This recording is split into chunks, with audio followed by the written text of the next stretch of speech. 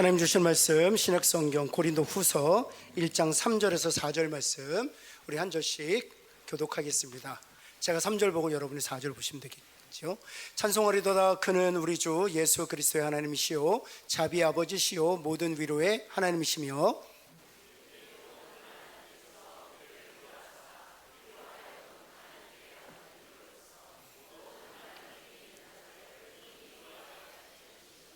아멘. 옆에 있는 구역 식구들하고 인사할까요? 사랑합니다. 축복합니다. 뭘까요? 네. 하나님의 위로 나를 세우고 너를 세운다 라는 제목으로 말씀 증거하도록 하겠습니다. 오늘 본문을 통해서 첫 번째로 주시는 말씀은 하나님이 위로의 근원이라는 사실입니다. 그러니까 쉽게 말하면 하나님만이 우리를 위로하실 수 있다는 것입니다. 하나님만이 우리를 위로하실 수 있다. 진정으로 위로하실 수 있는 분은 하나님. 우리 한번 고린도후서 1장 3절 말씀 볼까요? 모든 위로의 하나님 이렇게 돼 있지 않습니까? 여기 위로 앞에 모든이라는 수식어가 붙어 있지 않습니까? 자, 모든 상황에서 우리를 능히 위로하실 수 있는 분이 누구시다? 하나님이시다는 것입니다. 여러분, 아내가 위로할 수 없을 때 있습니다. 남편이 위로할 수 없을 때 있고요, 또 자녀들이 위로를 줄 수 없을 때가 있습니다. 그렇게 믿고 의지했던 성도가 위로를 줄 수 없을 때가 있습니다. 오히려 위로가 되기보다는 상처를 주기도 하죠. 근데 하나님만이 진정으로 위로하실 수 있다는 사실입니다.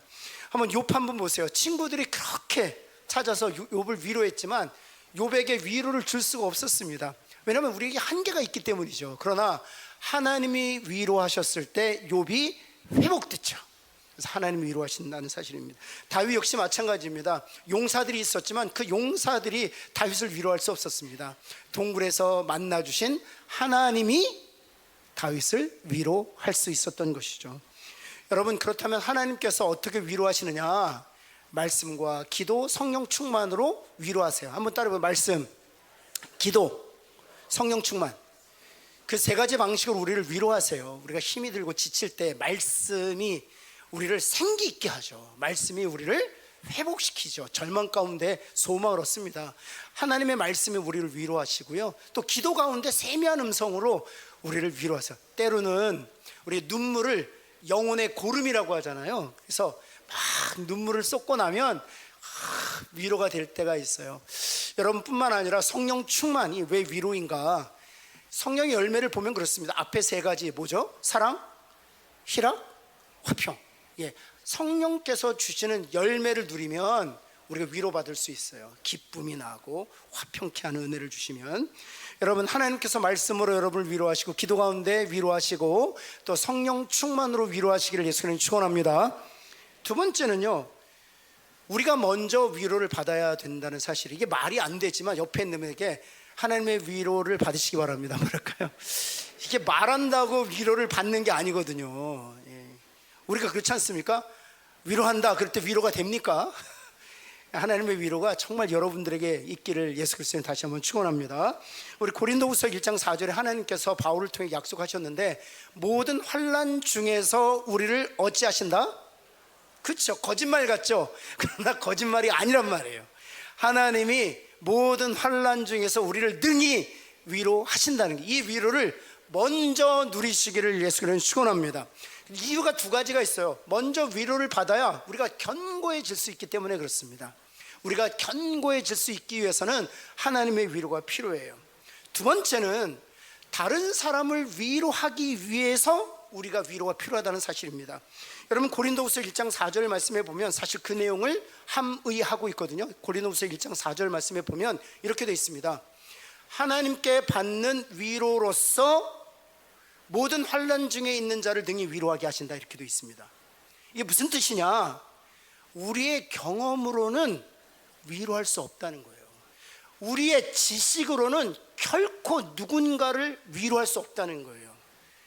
내가 먼저 위로받아야 그 받은 위로로 환난 당한 자들을 위로할 수 있다는 것입니다. 따라서 우리가 누군가를 위로하기 위해서는 남편을 위로하고 아내를 위로하고 자녀들을 위로하고 그리고 우리 지체들을 위로하기 위해서는 내가 위로받은 경험이 있어야 된다는 거예요. 내가 그 위로받은 경험이 있을 때 그 위로를 가지고 누군가를 위로할 수 있다는 거예요.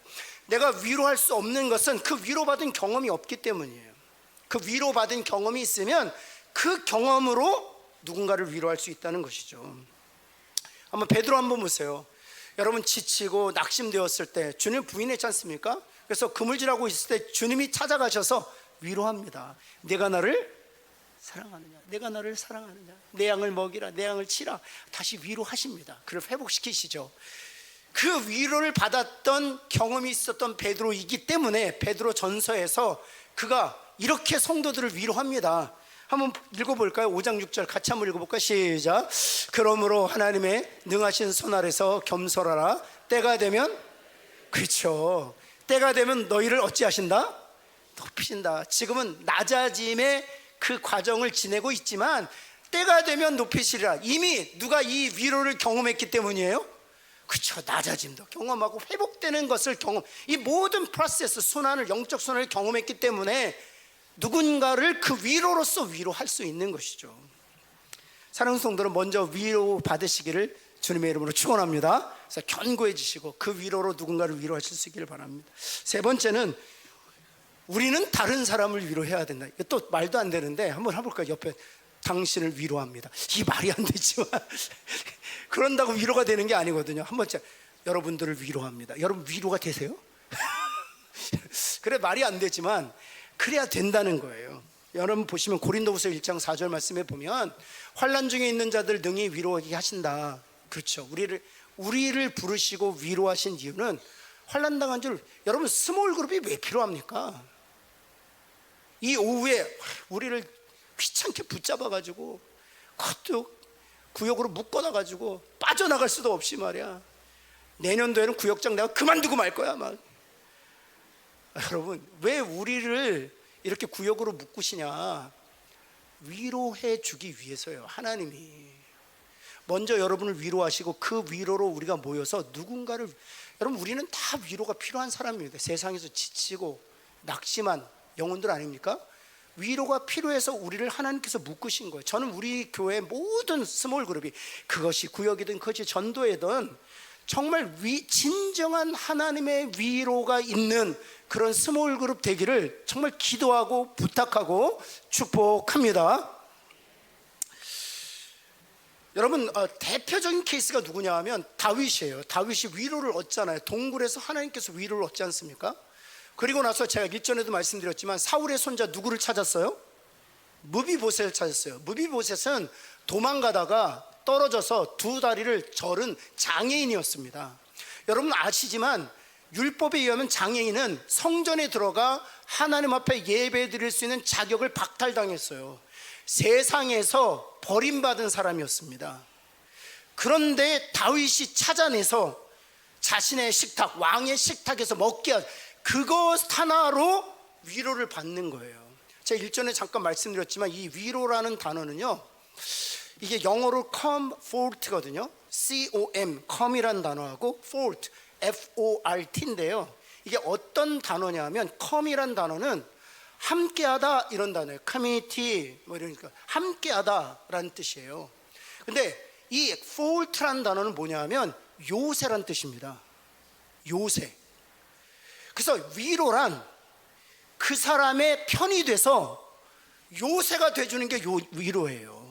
하나님이 우리의 위로가 되시는 것은 우리의 감정만 다루어 주시는 것이 아니라 하나님이 내 편이라니까요.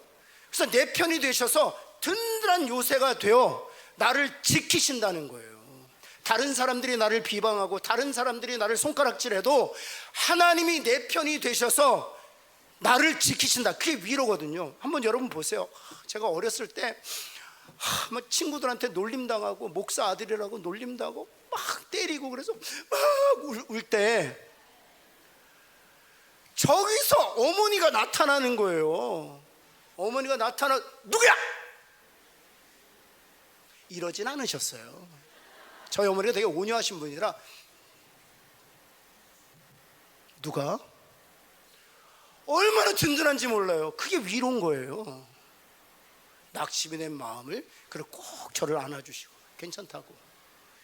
여러분 저는 우리 스몰 그룹이 그런 그룹 되기를 원합니다. 정말 상처를 치유하고 회복하고 정말 같은 편이 돼주는 거예요. 근데 또 소그룹 안에는 내 편이 아닌 남의 편들이 있어요. 또 한번 옆에 있는 분에게 당신 편이 되어 드리겠습니다 한번 할까요? 그래서 나눌 때 어떤 분이 여러분이 생각할 때 말도 안 되는 얘기를 해도 맞아 네 말이 맞아 해주세요. 여러분 아내들이 그렇지 않습니까? 옆집 아낙네와 싸워가지고 남편한테 와서 아이고 말이야 그 옆편네 말이야 그랬더니 남편이 듣고 보니까 당신이 틀렸네. 얼마나 열불이 나요. 그런데 남편이 다 들으면서도 말이 안 돼요. 아내가 잘못한 게 분명해요. 그런데도 그 아낙네 데려와. 어디 내 사랑하는 아내한테 말이야 그런 얘기를 하고 있어. 그럼 아내가 막 힘을 얻잖아요. 그리고 정서적으로 안정이 되잖아요. 그러면 남편을 또 말려요. 그 정도는 아니었어.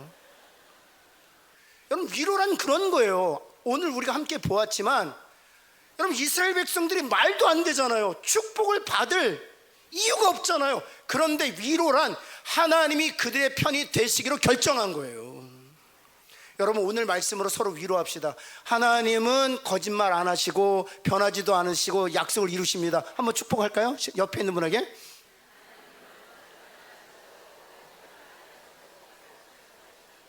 그렇게 위로하는 소그룹 되기를 예수는 축원합니다.